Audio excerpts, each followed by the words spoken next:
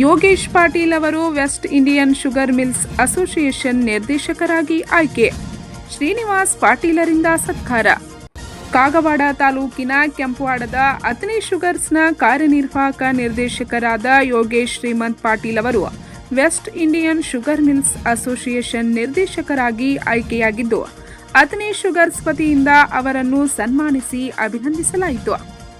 Athani sugars limited ಕಾರ್ಖಾನೆಯ ಕಾರ್ಯನಿರ್ವಾಹಕ ನಿರ್ದೇಶಕರು, SISME SISMA South Indian Sugar Mills Association ಉಪಾಧ್ಯಕ್ಷರು ಹಾಗೂ SISMA Indian Sugar Mills Association ನಿರ್ದೇಶಕರಾಗಿರುವ ಯೋಗೇಶ್ ಶ್ರೀಮಂತ್ ಪಾಟೀಲ್ ಅವರು ಇತ್ತೀಚೆಗೆ ಹೊಸದಾಗಿ WISME West Indian Sugar Mills Association ನಿರ್ದೇಶಕರಾಗಿ ಆಯ್ಕೆಯಾಗಿದ್ದಾರೆ. ಆದ್ದರಿಂದ ಅವರನ್ನು ಸೋಮವಾರ ದಿನಾಂಕ 23ರಂದು ಅತನಿ ಶುಗರ್ಸ್ ಲಿಮಿಟೆಡ್ ಕಾರ್ಖಾನೆಯಲ್ಲಿ ಕಾರ್ಖಾನೆಯ ವ್ಯವಸ್ಥಾಪಕ ನಿರ್ದೇಶಕರು, ಯುವ ನಾಯಕ ಶ್ರೀನಿವಾಸ್ ಶ್ರೀಮಂತ್ ಪಾಟೀಲ್ ಅವರ ಉಪಸ್ಥಿತಿಯಲ್ಲಿ ಸತ್ಕರಿಸಿ ಅವರ ಸಾಧನೆಗೆ ಮೆಚ್ಚುಗೆಯನ್ನು ವ್ಯಕ್ತಪಡಿಸಿ ಅಭಿನಂದನೆ ಕೋರಲಾಯಿತು.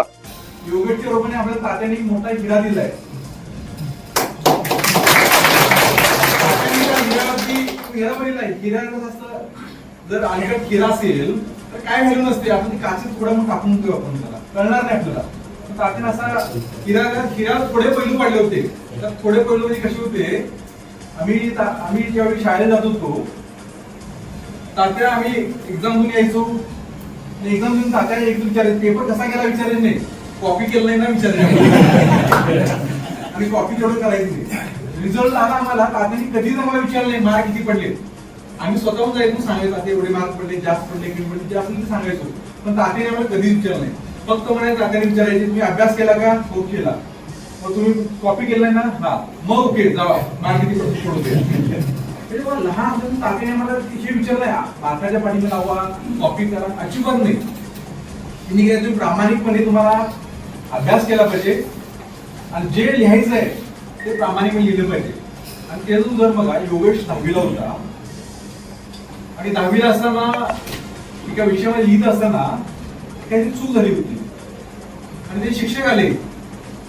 ते काय करायचे, जे हुशार विद्यार्थी होते, जे मेरिट मध्ये येणारे विद्यार्थी, त्या विद्यार्थ्यांचे पेपर काही शिक्षक चेक करायचे. आणि ते गोष्ट चेक करण्यासाठी योगेशचा पेपर आले. योगेशकडे सहज पेपर बघितलं त्यांनी. योगेशच्या पेपरमध्ये थोडी चूक दिसली, एक 3 मार्काची चूक झाली. लगेच ते म्हणाले की अरे योगेश चुकलं, एवढं असं असं करे, बदलून टाक म्हणजे लगेच. तर योगेश हे बघा, तात्याने जे त्याला आयुष्यभर सांगितलं होतं त्याला माहित झालं. त्याला समजा एखाद्या मार्गाने माणूस बोर्डातून चुकू शकतो, पण योगेश मात्र म्हणला की नाही, तात्याने काय सांगितलं त्याला कॉपी नाही करायची. शिक्षकांनी जरी सांगितलं तरी योगेशनं माझी चूक दुरुस्त नाही केली, ती चूक तशीच केली. जगात कोण असते असं, योगेशनं मात्र ते तंतोतंत तात्यांचे मार्ग दाखवला, त्या मार्गाने गेला योगेश. असं नाही, सत्यानं गेलं पाहिजे, जे काही ते कष्टाने मिळवलं पाहिजे, की जे तात्याने शिकवलं तेच त्याने केलं.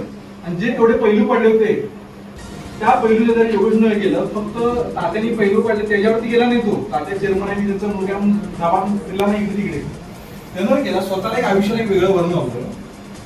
जसा हिरा घडवायसाठी त्याला अंगावर असंख्य पैलू असं लागतात. जेवढे पैलू असतील तेवढे हिऱ्याची किंमत जास्त असते. तर योगेश सुद्धा प्रत्येक गोष्टीत बघितलं असाल. आज मी कितीतरी आपले गोखले साहेब CA आहेत, बरेचसे CA लोक येतात किंवा फार योगेशला अफाट नॉलेज आहे म्हणतात. म्हणजे CA विषयी हा पुढचं नॉलेज आहे म्हणतात. गेलं ते म्हणतात किंवा मार्केटिंगचं किती नॉलेज आहे म्हणतात त्याला तिकडे. फायनान्स मध्ये गेलं तरी सगळे बँकिंग लोक थप होतात तिकडे. म्हणजे कुठल्या क्षेत्रात गेलो तरी योगेशच्या तोडीला त्या क्षेत्रातले जे तज्ञ लोक आहेत ते सुद्धा याचं कौतुक करायला चालू करतात. ಸನ್ಮಾನ ಸ್ವೀಕರಿಸಿ ಯೋಗೇಶ್ ಪಾಟೀಲ್ ಮಾತನಾಡಿ, ಎಲ್ಲ ಅನೇಕ ದೊಡ್ಡ ದೊಡ್ಡ ಶುಗರ್ ಅಸೋಸಿಯೇಷನ್ಗಳಲ್ಲಿ ಕಾರ್ಯನಿರ್ವಹಿಸಲು ಅವಕಾಶ ಸಿಕ್ಕಿರುವುದು ಹೆಮ್ಮೆಯ ವಿಷಯವಾಗಿದೆ. ನಮ್ಮ ತಂದೆಯವರಾದ ಶ್ರೀಮಂತಾತ್ಯ ಪಾಟೀಲ್ ಅವರು ರೈತರಿಗೋಸ್ಕರ ಗಡಿ ಭಾಗದಲ್ಲಿ ಸಕ್ಕರೆ ಕಾರ್ಖಾನೆಯನ್ನು ಪ್ರಾರಂಭಿಸಿ ರೈತರಿಗಾಗಿ ಶ್ರಮಿಸುತ್ತಿದ್ದಾರೆ. ಅಧಿಕಾರ ಇರಲಿ ಅಥವಾ ಇಲ್ಲದೇ ಇರಲಿ, ಜನಸೇವೆಯೇ ನಿರಂತರ ಎಂದು ಸಮಾಜ ಸೇವೆ, ಜನಸೇವೆಯಲ್ಲಿ ತೊಡಗುತ್ತಾ ನಮ್ಮೆಲ್ಲರಿಗೂ ಮಾದರಿಯಾಗಿದ್ದಾರೆ. ಅವರ ದಾರಿಯಲ್ಲಿ ನಾವೆಲ್ಲರೂ ಸಾಗುತ್ತಾ ನಮ್ಮ ರೈತರಿಗೆ, ಕಾರ್ಮಿಕ ಬಂಧುಗಳಿಗೆ ಅನುಕೂಲವಾಗುವ ನಿಟ್ಟಿನಲ್ಲಿ ಸದಾ ನಿಮ್ಮೊಂದಿಗೆ ಇದ್ದು ನಿಮ್ಮೆಲ್ಲರ ಸಮಸ್ಯೆಗಳಿಗೆ ಸ್ಪಂದಿಸಲು ನಾನು ಸದಾ ಸಿದ್ಧನಿದ್ದೇನೆ ಎಂದರು.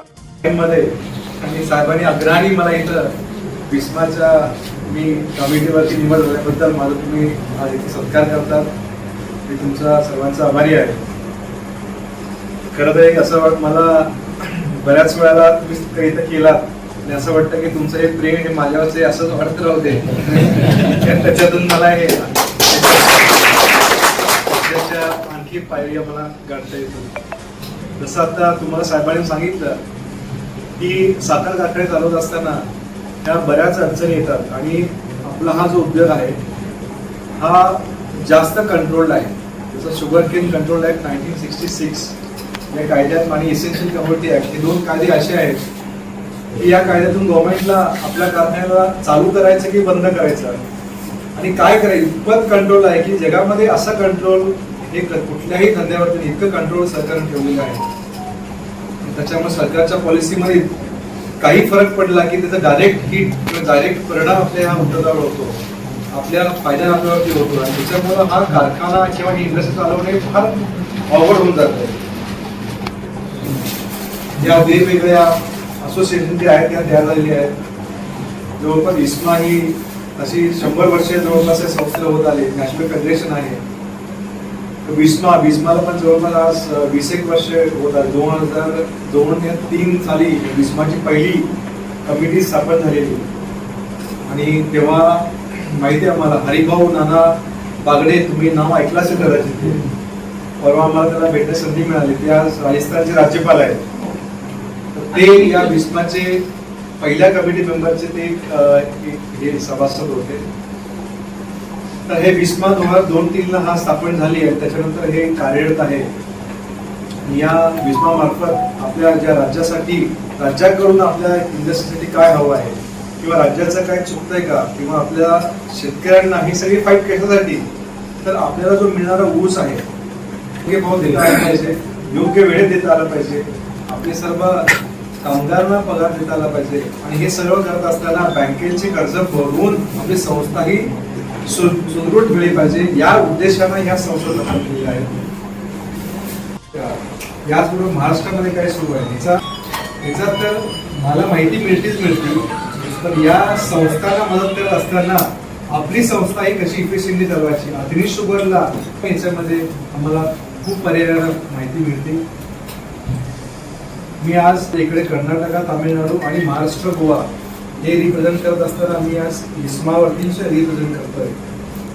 आणि खरं तरी तुमच्या सर्वांच्या म्हणजे मला हे आज तिथं का घेतलं जाते तर अग्नी शुगर ही भरभराटीची एक मोठी संस्था आहे आणि अग्नी शुगर मध्ये हे जर हे एक्झिक्युटिव्ह डायरेक्टर असतील तर यांना खरंच काहीतरी माहिती आहे आणि हे म्हणून मला त्यांनी आज इन्व्हिटेशन देऊन मला कमिटी मेंबर करतात. हे खरं तरी यश माझं एकट्याचं नाही, हे सगळं यश जे आहे हे आमच्या सर्व पदाधिकाऱ्यांचं आणि सर्व हे एम्प्लॉईचं यश आहे. भारतानं आणि संस्थेवरती जे काम करतात आणि जे यश मिळतं त्याचं फळ फक्त मी आज इथे भोगतो.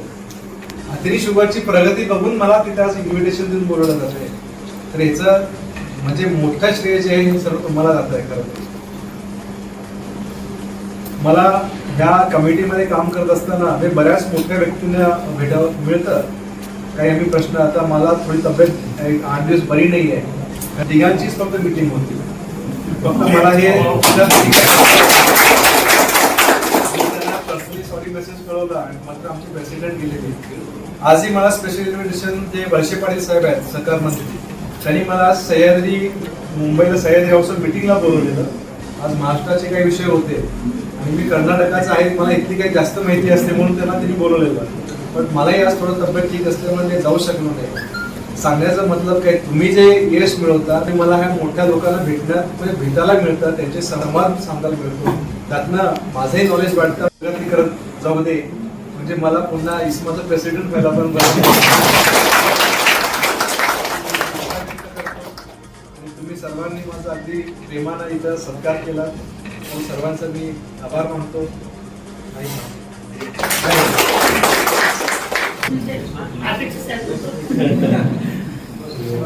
ಈ ಸಮಯದಲ್ಲಿ ಕಾರ್ಖಾನೆಯ ವ್ಯವಸ್ಥಾಪಕ ನಿರ್ದೇಶಕರಾದ ಶ್ರೀನಿವಾಸ್ ಪಾಟೀಲ್, ನಿರ್ದೇಶಕರಾದ ಅಬ್ದುಲ್ ಬಾರಿ ಮುಲ್ಲಾ, ಜನರಲ್ ಮ್ಯಾನೇಜರ್ ಆರ್.ಎ. ಲಟ್ಕಿ ಸೇರಿದಂತೆ ಕಾರ್ಖಾನೆಯ ಎಲ್ಲ ವಿಭಾಗಗಳ ಮ್ಯಾನೇಜರ್ಗಳು, ಅಧಿಕಾರಿಗಳು, ಇಂಜಿನಿಯರ್ಗಳು, ಸ್ಥಳೀಯ ಹಲವಾರು ಮುಖಂಡರು, ಕಾರ್ಮಿಕ ಬಂಧುಗಳು ಉಪಸ್ಥಿತರಿದ್ದರು.